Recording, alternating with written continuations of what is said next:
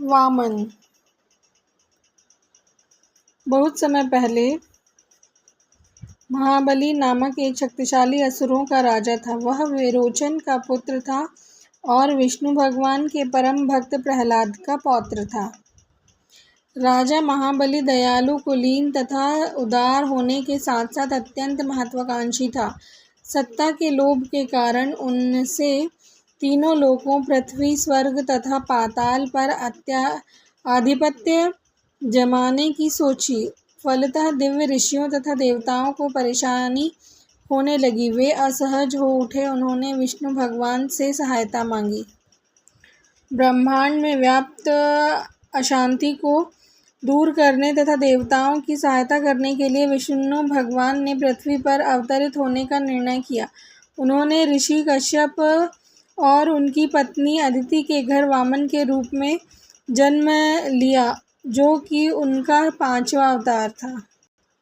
वामन एक छोटे कद के ब्राह्मण बालक के रूप में थे, जिनके एक हाथ में लकड़ी का छाता तथा दूसरे में पानी का कमंडल था। वामन के जन्म पर देवताओं तथा देवों ने उन्हें कई पवित्र उपहार दिए थे, क्योंकि उन्हें पता था कि वे एक महत्वपूर्ण कार्य के लिए आए हैं। वामन को राजा महाबली को रोकना था पर जबरदस्ती या युद्ध के द्वारा नहीं, क्योंकि महाबली एक अच्छा व्यक्ति था।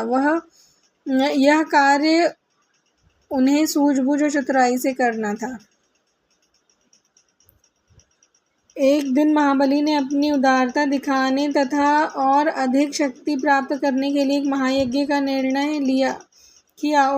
उसने यज्ञ में आकर आशीर्वाद देने के लिए सभी ब्राह्मणों तथा ऋषियों को आमंत्रित किया। ऐसे अनुष्ठानों के समय ब्राह्मणों को दान तथा उपहार देने की परंपरा थी। वामन को भी यह महान यज्ञ का पता चला। उन्होंने महाबली से मिलने का इसे एक अच्छा अवसर समझा। एक युवा ब्राह्मण बालक के रूप में वामन यज्ञ में आए। महाबली ने उनका स्वागत और आदर सत्कार किया। वामन ने जब विदा लेना चाहा, तब महाबली ने बड़ी ही विनम्रता पूर्वक कहा, हे युवा ब्राह्मण, कृपया बताइए मैं आपके लिए क्या कर सकता हूँ। आप जो भी चाहते हैं मांगे, मैं खुशी खुशी वह आपको दूंगा।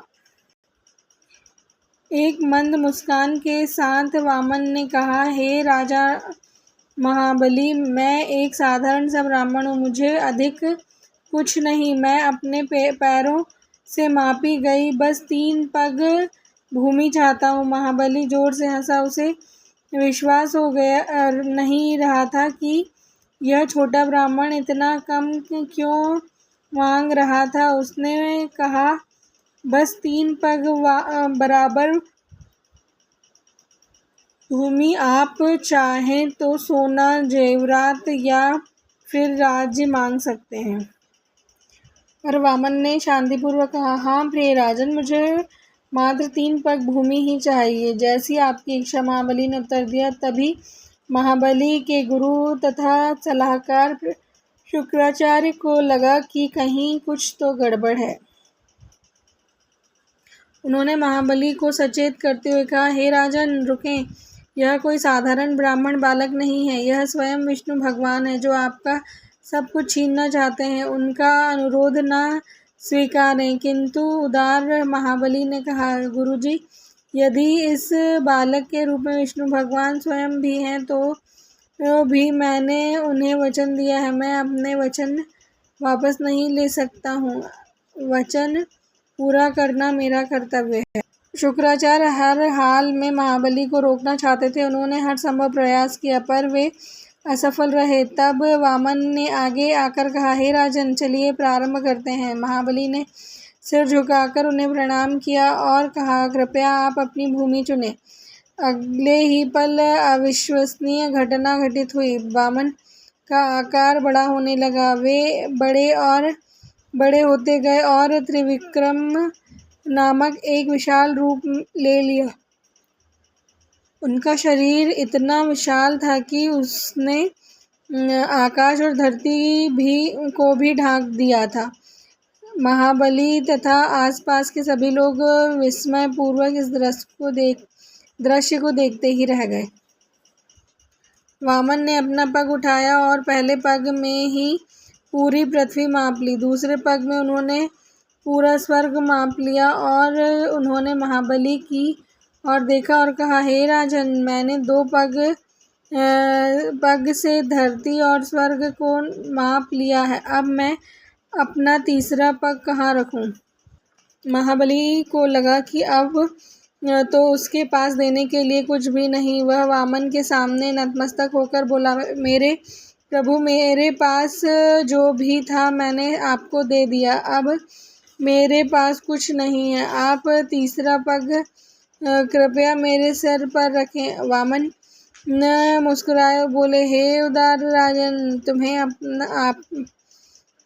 मुझे आपका उपहार स्वीकार है। उन्होंने धीरे से अपना पैर के सिर पर रखा और उसे पाताल लोक में भेज दिया। पाताल लोक में धकेलने के बाद वामन ने महाबली के गुणों, साहस और उदारता की भरपूर प्रशंसा की। वामन ने कहा, महाबली, आप महान व्यक्ति हैं और मैं आपको एक वर देता हूँ। अब से आप पाताल लोक के शासक होंगे और साल में एक बार आपको अपने लोगों से मिलने पृथ्वी पर आने की अनुमति होगी। महाबली ने प्रसन्नता पूर्वक कहा, धन्यवाद भगवान विष्णु, मैं न्यायपूर्वक पाताल लोक में शासन करूंगा और पृथ्वी पर वर्ष में एक बार आने का आनंद लूंगा। महाबली से अपनी बात रखी। और कहा, और याद करते हैं, ऐसा माना जाता है, महाबली को याद करते हैं, मान रहे कि इस दिन आज भी महाबली लोगों से मिलने आते हैं और वे खुशी खुशी दावत तथा रंग बिरंगी सजावट के साथ उत्सव मनाते हैं।